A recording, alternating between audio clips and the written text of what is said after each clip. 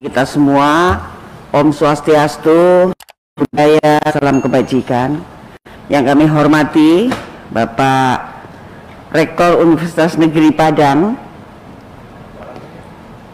Selamat pagi Pak. Bapak Profesor Ganefri, PhD. Yang saya hormati Rektor Universitas Negeri Yogyakarta. Selamat pagi Prof. Profesor Dr. Sumaryanto MKes AIFO ya Pak. Kemudian yang saya hormati Rektor Universitas Negeri Manado, Profesor Dr. Dice A. Katuk PhD, didampingi oleh Profesor Dr. Sanusi Gugule MS, Wakil Rektor 2. Selamat pagi, Prof. Yang saya hormati Rektor Universitas Pendidikan Ganesha Bali yang diwakili oleh Bapak Dr. Gede Adi Yuniarta SE, AKMSI. Terima kasih atas kehadirannya dan para anggota panja pengangkatan GTK honorer menjadi ASN Komisi 10 DPR RI. Hadirin sekalian yang saya hormati, puji syukur dan mari kita panjatkan kehadirat Tuhan Yang Maha Esa, karena atas rahmat dan karunia-Nya kita diberikan kesempatan untuk mengikuti rapat dengar pendapat Panitia Kerja Pengangkatan GTK honorer menjadi ASN hari ini dalam keadaan sehat walafiat. Menurut laporan dari sekretariat tampak di dalam layar, hari ini hadir secara fisik dan belum ada, ya, hanya saya sendiri.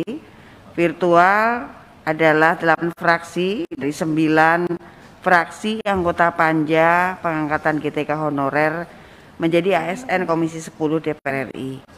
Hal tersebut berarti telah separuh lebih dari unsur fraksi terpenuhi. Dengan demikian, quorum sebagaimana ditentukan dalam pasal 281 ayat 1 Peraturan DPR RI tentang tata tertib telah terpenuhi.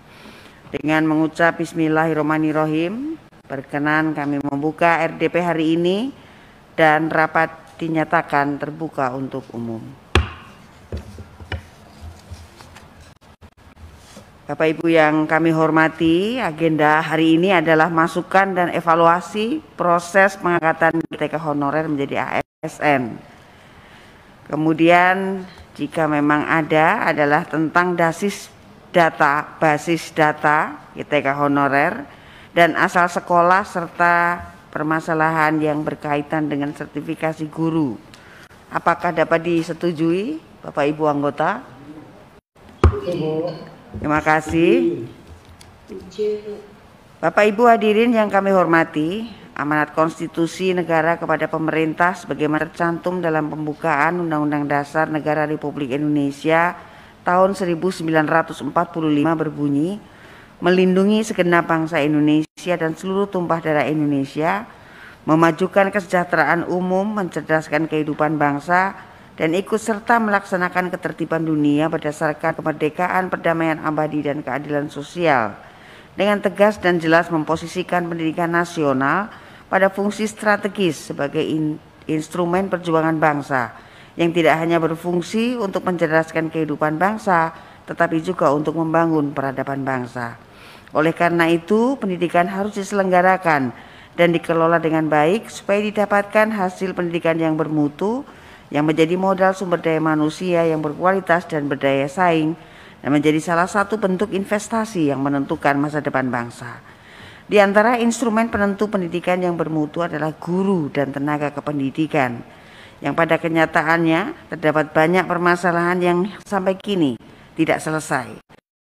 Ini adalah keterbatasan jumlah pendidik pada seluruh tingkatan di daerah, tidak meratanya kualitas pendidik, baik dari sisi kualifikasi maupun kompetensi, dan belum adanya sistem yang jelas mengenai pengembangan dan pembinaan mutu pendidik, termasuk status kepegawaian dan jenjang kepangkatan. Komisi 10 DPR RI membentuk panja pengangkatan GTK honorer menjadi ASN sebagai bentuk pengawasan terhadap penyelesaian masalah GTK honorer oleh Kemendikbud RI yang meluncurkan program pengangkatan 1 juta guru P3K pada tahun 2021. Selain itu, dibentuknya panja ini juga dikarenakan belum selesainya pengangkatan guru yang telah lolos seleksi P3K pada tahun-tahun sebelumnya. Terkait hal tersebut, panja pada masa sidang keempat tahun sidang 2020-2021 telah melaksanakan RDP maupun rapat dengar pendapat umum dengan para pemangku kepentingan serta melakukan kunjungan kerja langsung, melihat dan bertanya kepada pemerintah Kabupaten Sragen, Kabupaten Bekasi, Kabupaten Banyuasin. Dari kegiatan dan kunjungan panja Komisi 10 tersebut, beberapa catatan substansi penting yang dapat menjadi kesimpulan antara lain adalah program 1 juta guru P3K diumumkan secara lisan oleh Kemendikbud RI bersama Kemenkeu, Kemenpan RB dan BKN pada tanggal 23 November 2020. Artinya bahwa pemerintah kabupaten kota pada saat itu tidak mendapatkan surat resmi tertulis dari kementerian-kementerian yang terkait. Kemudian yang kedua, pemerintah membentuk Konselnas dengan tahapan pelaksanaan sebagai berikut. Pada bulan November-Desember itu adalah rekonsiliasi formasi antara Kemendikbud, Kemenpan RB, BKN dengan BKD dan Dinas Pendidikan. Mulai bulan Januari, Kemendikbud melakukan kualifikasi pendidikan guru P3K. Februari, Maret, April sampai dengan Mei itu langsung sudah ada seleksi administrasi dan ujian seleksi pertama dilaksanakan pada bulan Agustus. Jika ada yang tidak lolos, masih bisa mengikuti ujian seleksi kesempatan kedua pada bulan Oktober. Masih tidak lolos lagi, dapat mengikuti ujian seleksi kesempatan ketiga akhir tahun bulan Desember. Sosialisasi tatap muka dengan Pemda diselenggarakan bersama oleh Kemendikbud RI, Kemendagri, Kemenpan RB dan BKN pada tanggal 30 November 2020 sampai 18 Desember 2020 dengan 4 wilayah.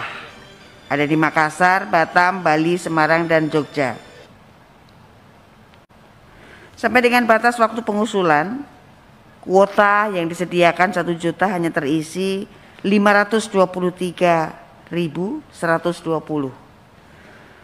Dengan kondisi 27 daerah tidak mengajukan formasi guru P3K, 8 diantaranya dari 27 itu ada 8 berasal dari Papua dan Papua Barat. Serta sebanyak 165 daerah mengusulkan formasi kurang dari 50% kuota.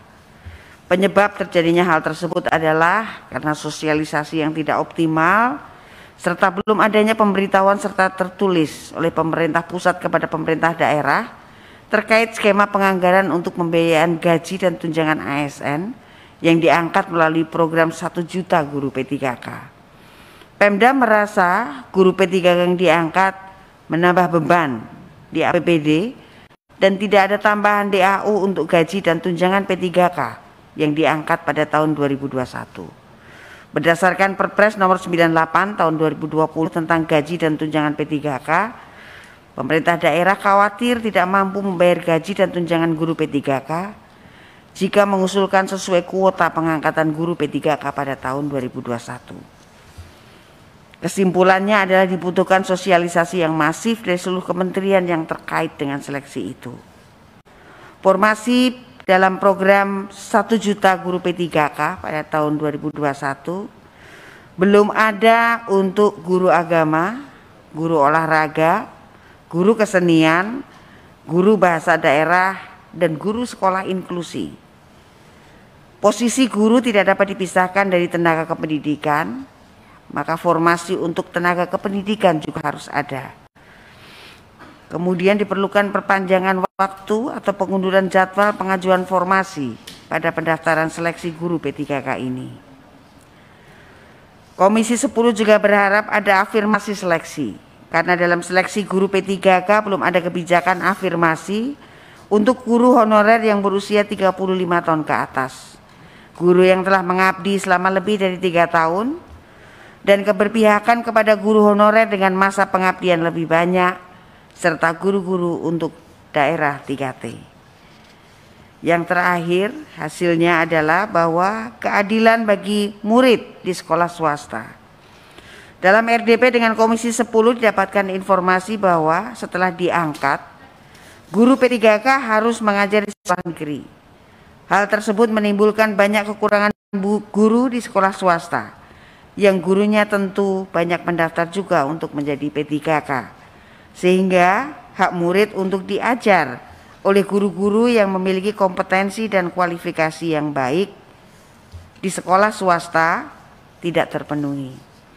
Bapak Ibu hadirin yang kami hormati, Panja juga telah melakukan RDP dengan kementerian lembaga terkait untuk membahas sistem pengelolaan dan skema anggaran dalam pengangkatan GTK honorer menjadi ASN, termasuk program 1 juta guru P3K pada tahun 2021.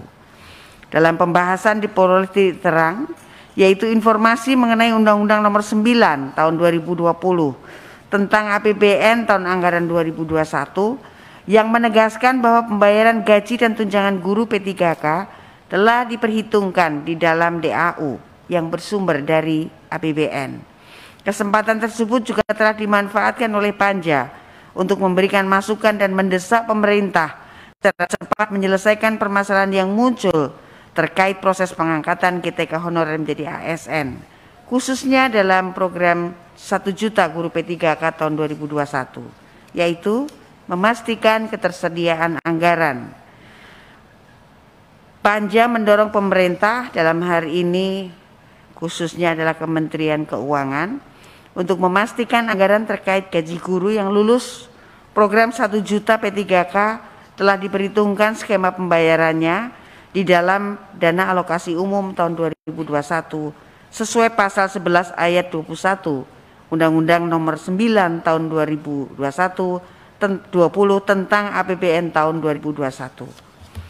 Kemudian mendesak Kemendikbud RI, Kemendagri, dan Kemenkeu agar menerbitkan peraturan atau surat edaran mengenai kepastian pembayaran gaji dan tunjangan